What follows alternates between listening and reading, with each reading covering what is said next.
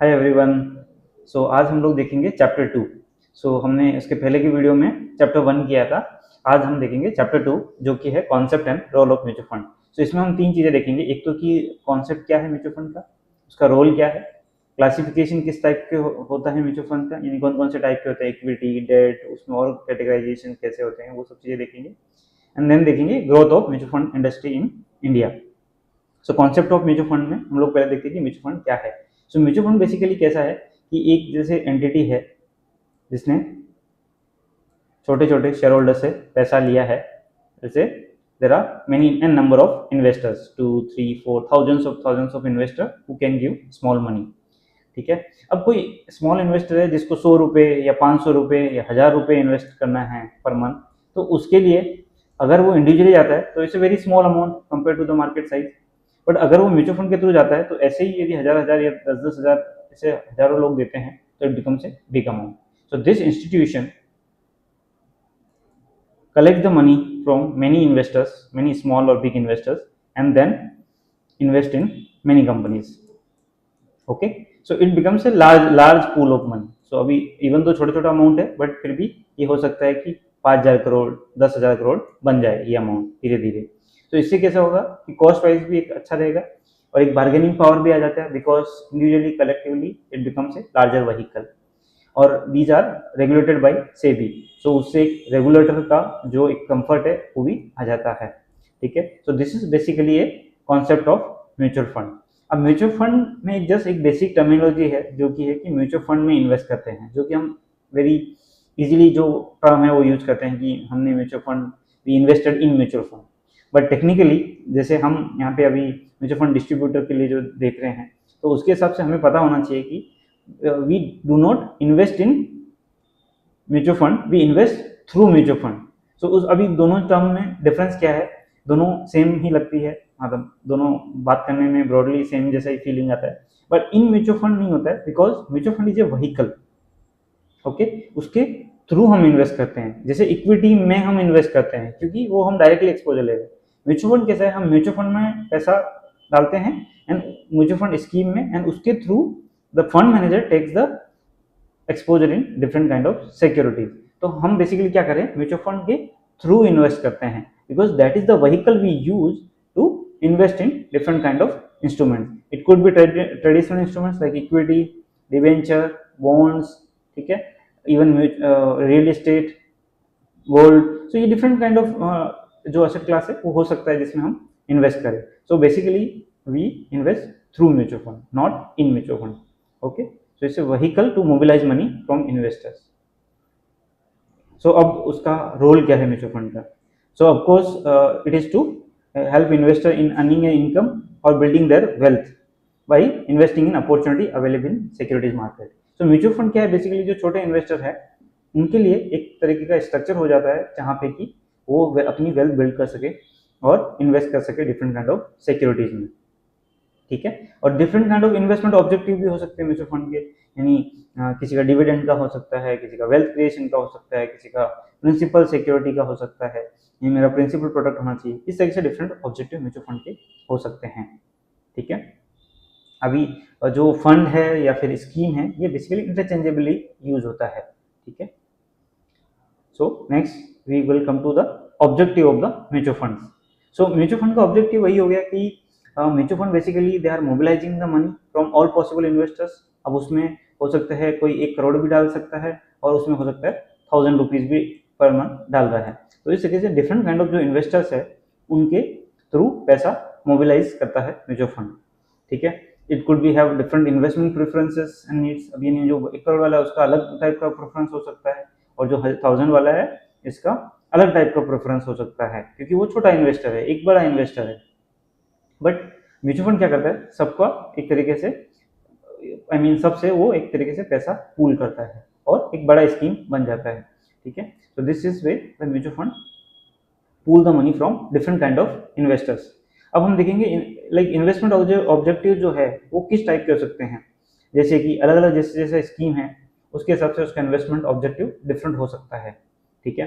ऐसा जरूरी नहीं कि म्यूचुअल फंड में कोई इन्वेस्ट कर रहा है तो मतलब सबका इन्वेस्टमेंट जो ऑब्जेक्टिव है वो सेम होगा। That is not necessary. अब जैसे कि कोई ओवरनाइट फंड में इन्वेस्ट कर रहा है, तो ओवरनाइट फंड में इन्वेस्ट कर रहा है मतलब क्या हो गया, उसको एक लिक्विडिटी के लिए इन्वेस्ट करना है, यानी उसको तो हाई लिक्विडिटी चाहिए, यानी कभी भी पैसा चाहिए उसको पैसा मिलना चाहिए, ठीक है। रिटर्न आएगा बट मे बी थोड़ा कम हो सकता है, उसको चलेगा, बट उसको लिक्विडिटी ज़्यादा चाहिए। अब यदि कोई इक्विटी फंड में इन्वेस्ट कर रहा है तो वो क्या होगा, उसको बेसिकली एप्रिसिएशन चाहिए, उसको हाई रिटर्न जनरेट करना है, so that may be objective. अब हाइब्रिड यदि कोई फंड में इन्वेस्ट कर रहा है तो उसको यानी कैपिटल भी होना चाहिए प्लस उसको थोड़ा सा बेसिकली सेफ्टी भी चाहिए, दोनों काइंड ऑफ हो गया। अभी लॉन्ग ड्यूरेशन में चाहिए तो उसको क्या करना है कि स्टेडी इनकम जनरेट करना है, ऐसा ऐसा हो गया। यानी कोई सपोज ऐसा रिटायरमेंट में है या पेंशन वाला है जिसको पेंशन चाहिए, तो ऐसा हो सकता है कि वो लॉन्ग ड्यूरेशन फंड चूज करे। तो इस तरीके से हर एक फंड का एक ऑब्जेक्टिव अलग अलग होता है, ठीक है। तो ये हमें ध्यान में रखना है कि किस टाइप का यानी इन्वेस्टर का ऑब्जेक्टिव है, accordingly we have to invest in those kind of schemes. अब देखिए यानी कैन बी जैसे अभी हम ऊपर के जो एग्जांपल देखें उसमें अलग अलग टाइप के ऑब्जेक्टिव हो सकते हैं। सो ब्रॉडली हम 3 टाइप में जैसे हम क्लासीफाई करें तो एक होगा सेफ्टी, लिक्विडिटी एंड रिटर्न। तो इसमें तीनों में क्लासीफाई हो सकता है, यानी किसी का सेफ्टी एक टारगेट हो सकता है प्रायोरिटी, किसी का लिक्विडिटी प्रायोरिटी हो सकता है, किसी का रिटर्न प्रायोरिटी हो सकता है। तो इस तरीके से हमें उसको ध्यान में रखना है कि किस तरीके से उसका प्रायोरिटी है, और basis on that only you will suggest the schemes.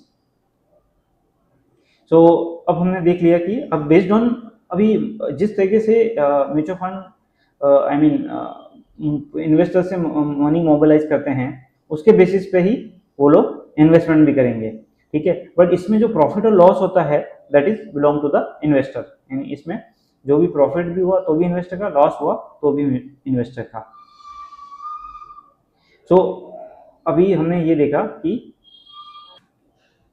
Mutual fund का जो इन्वेस्टमेंट पॉलिसी है that will clearly define the objective of the mutual fund.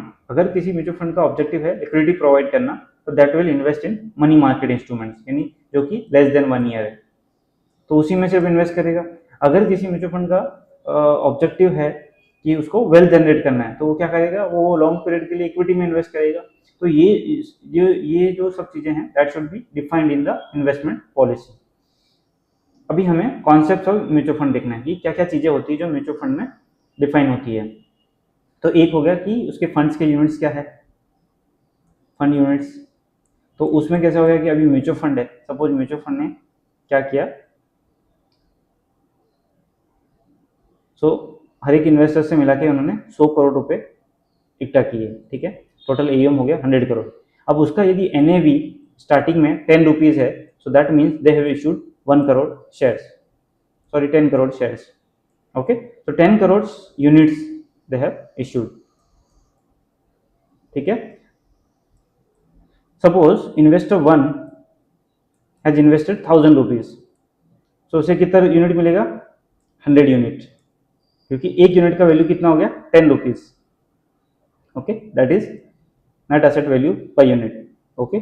Suppose investor 2 है जिसने कि 1 लाख रुपए डाला है, तो उसको यूनिट्स कितने मिलेंगे, 1000 units, sorry 10,000 units.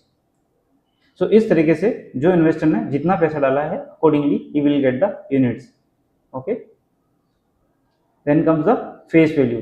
So face value for every unit is usually 10 rupees, so that is mostly relevant from the accounting perspective, nothing much, okay। unit capital, so unit capital क्या हो गया, अगर face value को we multiply the number of units then it becomes the unit capital, ठीक है।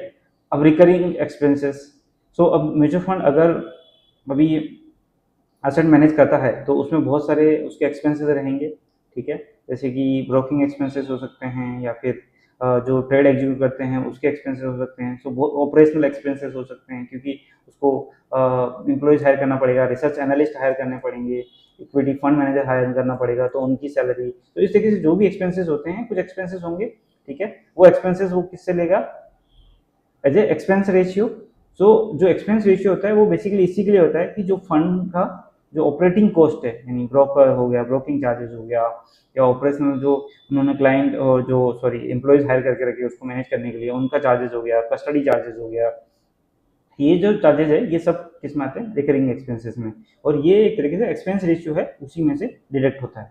Okay, then comes the net asset value. तो net asset value क्या है कि वो फर्म का जितना भी एसेट्स हेल्ड किया है उसका वैल्यू क्या है divided by number of units. Okay, तो सपोज हमने जैसे ऊपर का एग्जांपल देखा कि उसमें 100 करोड़ उन्होंने इन्वेस्टर से लिया, ठीक है, और उन्होंने शेयर्स में इन्वेस्ट किया, बट आफ्टर 1 ईयर ये 100 करोड़ का वैल्यू हो गया 110 करोड़। ओके, सो कैसा होगा कि अगर उन्होंने 10 करोड़ यूनिट्स इश्यू किए थे, सो पर यूनिट का वैल्यू क्या हो जाएगा 11। सो एनएवी जो at the time of launch 10 था वो अभी आफ्टर 1 ईयर क्या हो गया 11। सो इस तरीके से ये 10% का एनएवी में ग्रोथ हुआ है। ठीक है, अगर किसी भी इन्वेस्टर ने नए इन्वेस्टर ने इन्वेस्ट नहीं किया है तो नंबर ऑफ यूनिट्स जो है वो सेम रहेंगे और ये जो ग्रोथ है वो 10 से 11 होगी। तो इस तरीके से नेट एसेट वैल्यू डिराइव होती है, और ये जो वैल्यू है ये डेली बेसिस पे आपको वेबसाइट पे, एमफी के वेबसाइट पे देखने को मिल जाएगी, या फिर आप दूसरे जो साइट से लाइक मनी कंट्रोल वहाँ पे भी आप देख सकते हैं कि ये जो एनएवी है वो किस तरीके से वेरी होती है। ठीक है, तो ये बेस्ड ऑन द स्कीम ये पॉजिटिव भी रह सकती है या निगेटिव भी रह सकती है। ठीक है, तो इस तरीके से इसका वैल्यू जो है पर डे डिफाइन होगा। Then asset under management. Asset under management basically यही होगा कि जो एयूएम है वो किस तरीके से ग्रोथ होता है, या तो पॉजिटिव होगा या निगेटिव होगा। तो हमने जो ऊपर एग्जांपल देखा था उसमें 100 करोड़ था, अभी T0 पे, लेट से टाइम 0 पे, एक साल बाद वो सपोज 110 करोड़ हो गया, तो इसका वैल्यू क्या हो गया एयूएम का 110 करोड़। अब सपोज इसमें और 10 करोड़ रुपए इन्वेस्ट किए गए तो टोटल एयूएम हो गया आपका 120 करोड़। तो इस तरीके से जो भी अमाउंट पूरा पैसा स्कीम के अंदर मैनेज होता है उसको बोलते हैं असेट अंडर मैनेजमेंट।